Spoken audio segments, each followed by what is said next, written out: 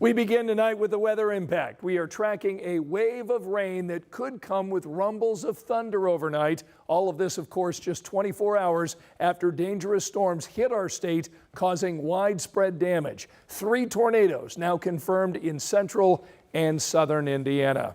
Thanks for inviting us in. It's 11 o'clock. Angela's tracking it. Do we have any threat of severe weather tonight? No threat of severe weather tonight. We may get, as you mentioned, some rumbles of thunder, perhaps some small hail, but the threat of severe weather is along and south of the Ohio River, and it is outlined here, as you can see. It does include the far southern part of the state, but not central Indiana. Some rumbles of thunder, so lightning is a threat along with some downpours. You can see the leading edge of the rain getting closer to us. It is now pushing east of St. Louis. This will continue to move our way over the next several hours and will have an impact on that Wednesday morning drive. A little extra travel time with those wet roads tomorrow morning. All right, Angela, thanks so much. New tonight at 11, a woman is now in critical condition after a shooting on the east side of our city. Want to show you the scene around 8:30 tonight. This is near 41st and Arlington. In the last hour, police have now confirmed they have a person of interest in custody. They believe the shooting happened inside of a home along 41st Street. Right now, we're working to learn if police have identified a motive in this case. If you have any information about the shooting, please call IMPD. You can also call Crime Stoppers. You don't have to give your name. Voting is a fundamental right, but for some Hoosiers, just getting to the ballot box is a struggle. Tonight, our Alex Almanza shows us how Monroe County is taking a closer look at polling location accessibility for everyone ahead of the May primaries. Alex? Scott, when we think about voter accessibility, we often think about location or hours, but in Monroe County, leaders are focusing on physical barriers that could keep some voters out. For most people, voting is simple. You show up, walk in, and cast a ballot.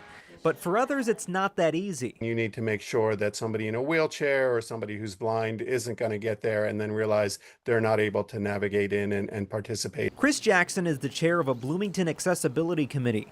He says they've been partnering with Monroe County's election board, surveying 28 polling locations ahead of the primary. The barriers that we encounter most often are with parking, not having accessible parking. Other issues, steps without ramps, doors that are hard to navigate, or buildings that were never designed with accessibility in mind.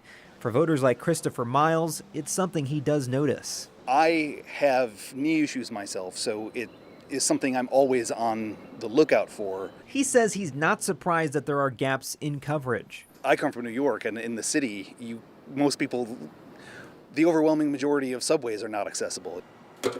The goal now is to identify barriers and provide temporary accommodations in the lead up to May 5th. For each of them, we issue a report that outlines any barriers that we might have found and then ways to mitigate those barriers. And with early voting already underway, the efforts to improve polling locations are as well. And here in central Indiana, Marion County officials tell us all polling locations are required to have at least one fully accessible entrance. They also say all of their voting machines are ADA approved, including technology that allows some voters to cast a ballot using breath-controlled devices. Scott? All right, Alex, thanks so much. Tonight at 11, state leaders are now tackling a recent audit of the Family and Social Services Administration. Now, all of this uncovered nearly $200 million in improper payments over a 3-year time span.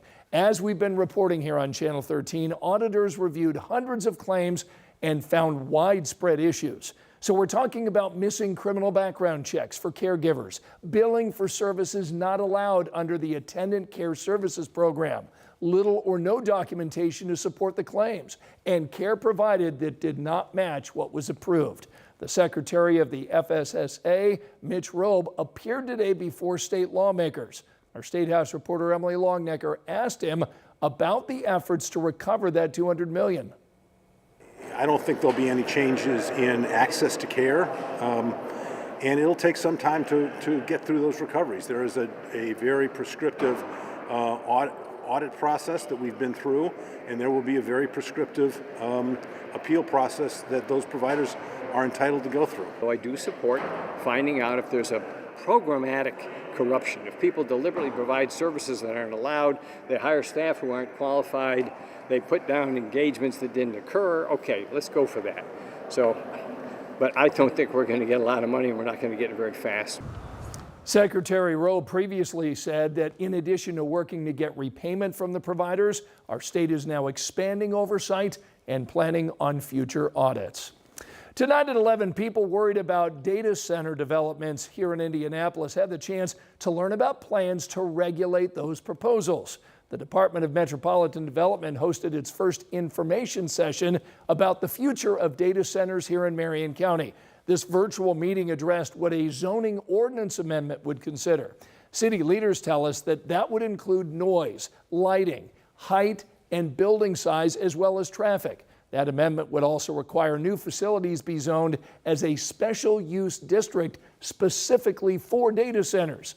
City leaders expect to introduce that amendment at the City County Council's June meeting. Final approval would come in July. But before that, people can check out the DMD's second virtual information session that takes place at noon Thursday. And we've got a link for you. It's over on WTHR.com.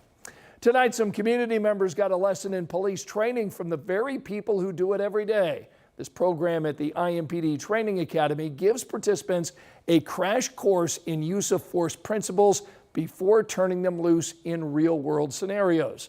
Our Logan Gay tagged along for the training and shares the biggest takeaways tonight.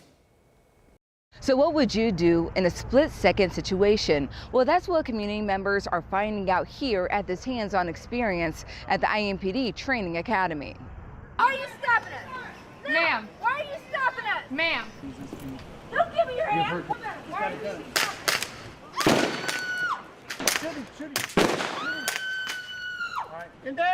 Real world scenarios, real pressure, and a chance to see policing from the inside out. Through this immersive experience, participants start by asking officers tough questions about training and use of force. Then they step into those roles themselves. That includes high-stress simulations like traffic stops, where guns are drawn and decisions have to be made fast. There were so many variables involved in just a basic stop. And one thing I guess I didn't expect was the speed of how things took place and my responsibility to make decisions in the moment. Yeah, it was really unexpected. No, I don't want to go back there. They're switching my medication. They also take on crisis calls, trying to de-escalate tense situations while keeping everyone safe. After each scenario, debriefing with officers and talking through what just happened and how it felt. She's got a machete in there, yeah. So, yeah, no, it's a little anxiety riding. IMPD says the goal is simple: building understanding, not just of what officers do, but why they do it, so people can take that perspective back to their own communities. I think it puts you in a perspective of we're trying to manage high-stress situations that nobody wants to be in, and the complexity of that, I think, just gives you a little bit more patience and understanding for the outcomes. Because community safety is the job. In Indianapolis, Logan Gay, 13 News.